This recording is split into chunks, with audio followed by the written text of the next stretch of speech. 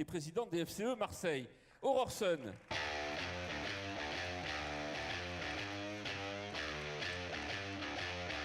On accueille aussi Odile Tarizo, qui est directrice adjointe des cinémas de la Valentine et qui est présidente de la section encadrement du Conseil des prud'hommes de Marseille.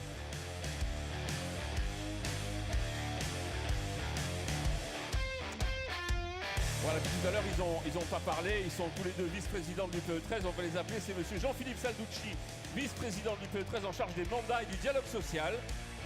Et Olivier Tarazi, vice-président du PE13 et en charge de l'action militante.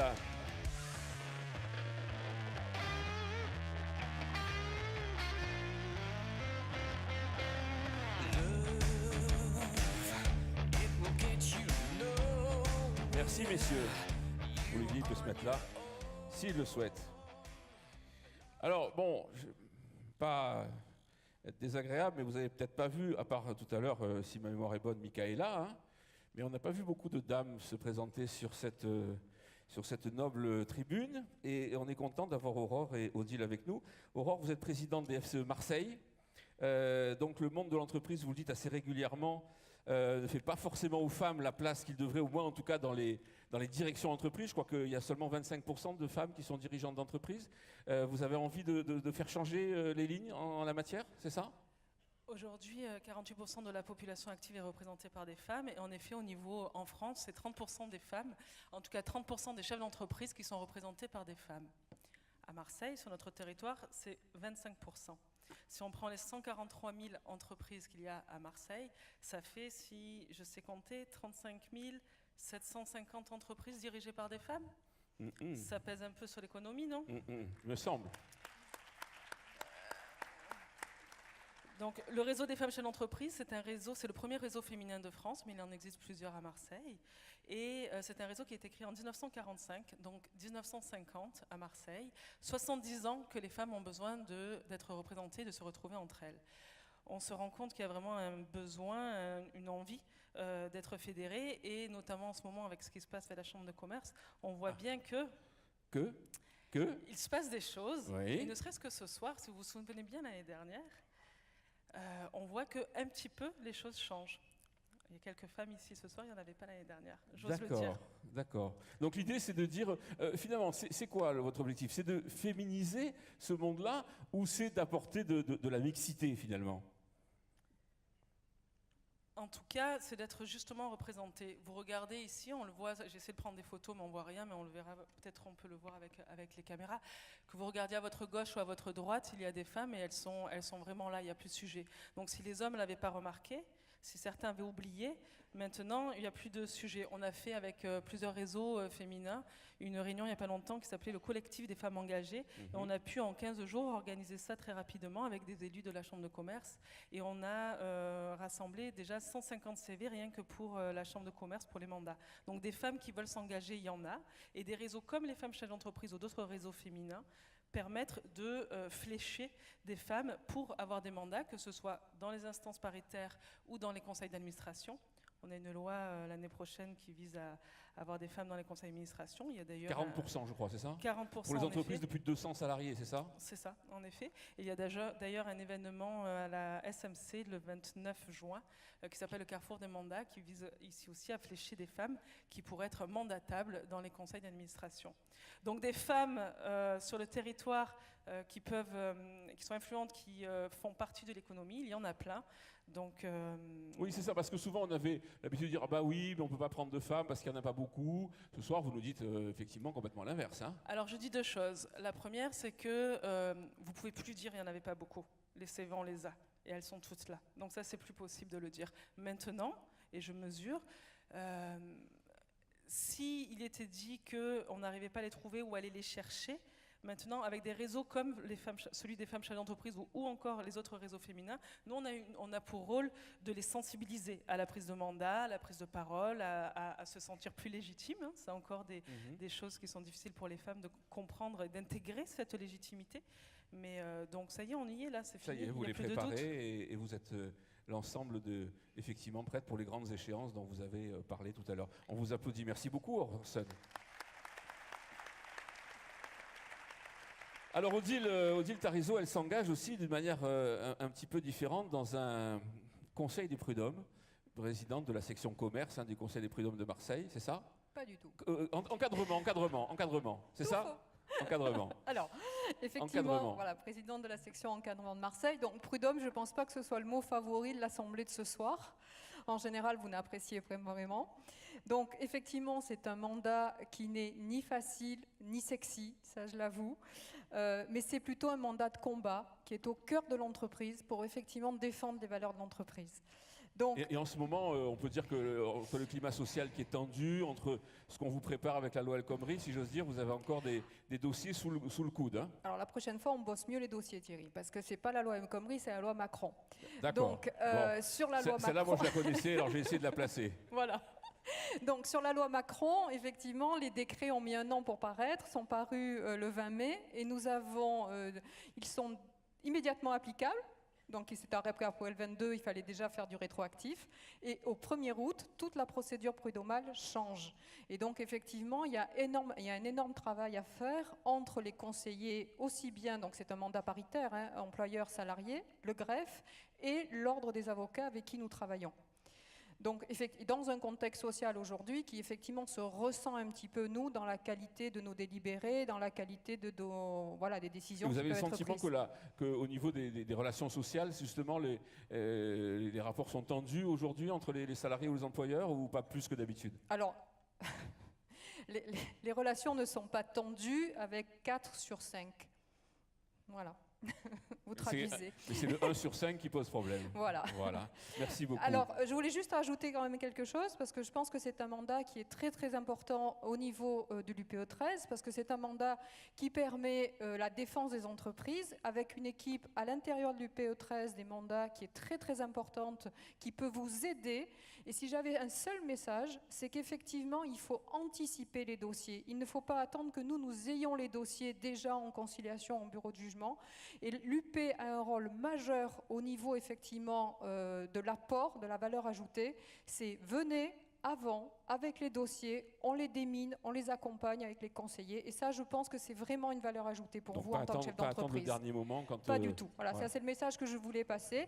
Et puis il y a des élections pour 2018. On est 248 conseillers employeurs.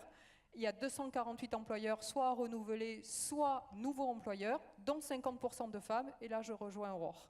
Merci beaucoup, Odile. Merci à vous.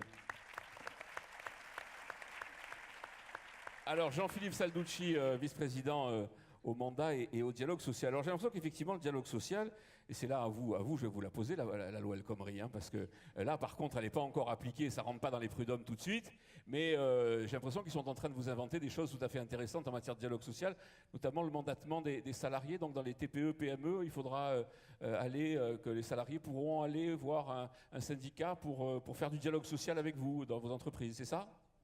Alors oui, effectivement, ça fait partie d'une des lignes du projet. Alors moi, simplement, ce que je voudrais dire, c'est peut-être une déformation professionnelle, mais je crois qu'en mer, sur un bateau, dans la tempête, on ne s'adresse pas à quelqu'un en terre pour savoir de quel côté on met la barre. Et là, pourquoi, dans le cœur de nos entreprises, il en serait différemment? Je ne vois pas pourquoi il viendrait un mandataire d'un syndicat représentatif, on peut encore en discuter, venir discuter chez nous, à l'intérieur de nos entreprises, de sujets. Donc moi, je crois simplement que sur ce point-là, il faudra qu'on soit très vigilant. Parce que je vais dire, c'est pas l'extravagance des blocages de la rue qui doit donner raison à la médiocrité des négociations. Donc il faudra qu'on y travaille.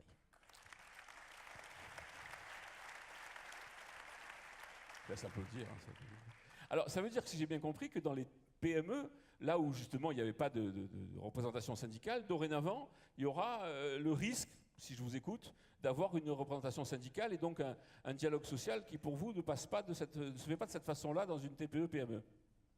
Mais je crois qu'il serait complètement idiot de penser que dans les PME, TPE, il n'y a pas de dialogue social.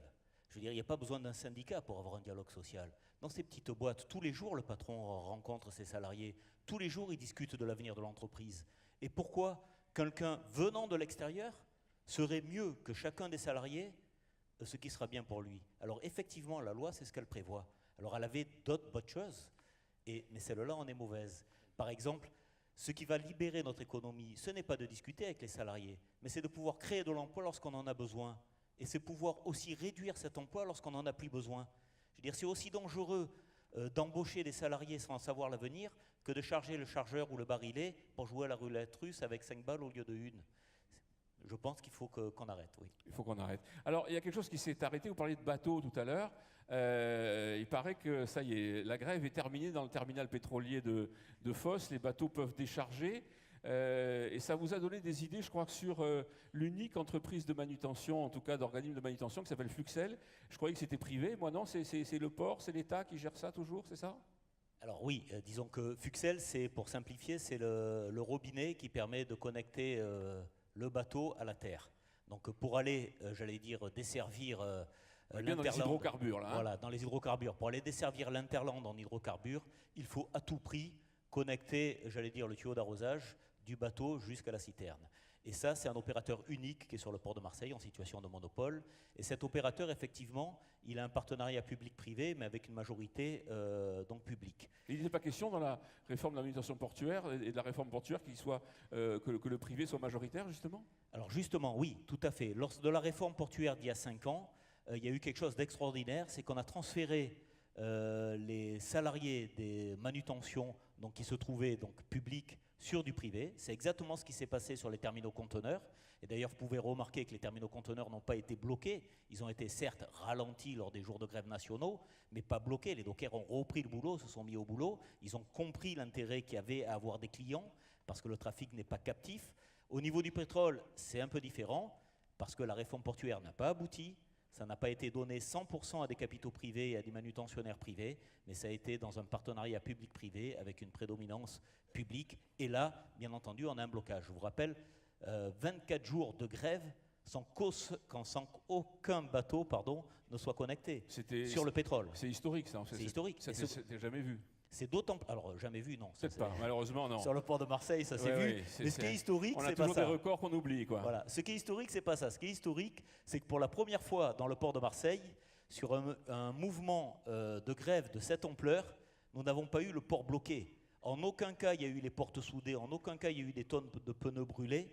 Le port a continué à travailler. Ceux qui ne voulaient pas travailler, travaillaient pas. Les autres travaillaient. Donc sur les terminaux conteneurs, on a eu une fluidité quasi parfaite. Sur tous les autres services, une fluidité quasi parfaite également sur les Roro, sur la Corse, etc. Seul Fluxel a été bloqué. Et effectivement, on se pose la question, pourquoi Fluxel? Peut-être qu'il faut aller plus loin dans la réforme portuaire. C'est ça. Et donc privatiser ou en tout cas avancer et faire en sorte que ce genre de choses ne puisse pas se reproduire. Probablement. Merci beaucoup Jean-Philippe Salducci. On peut vous applaudir. Alors Olivier Tarazi, vice-président à l'Action militante. Alors, le militantisme, Olivier, c'est encore une valeur d'avenir, vous êtes sûr? Oui, Thierry, je te le confirme, ça l'est. Oui, mes amis, il appartient à chacun d'entre nous de le permettre. Le militantisme, moi je vous en parle debout, je suis plus à l'aise. Mes amis, nous vivons une époque, un contexte désabusé, au sein duquel les défaitistes de tout poil s'accordent à penser que le militantisme se meurt, que l'individualisme aurait pris le pas sur l'action collective, que l'âpreté des ambitions personnelles primerait sur l'intérêt général. À cela, nous devons répondre par un rappel sans concession de nos valeurs, avec exemplarité, conviction et détermination. Exemplarité d'abord, dans le respect de chaque entreprise, quelle que soit sa taille, de son dirigeant, quelle que soit sa sensibilité.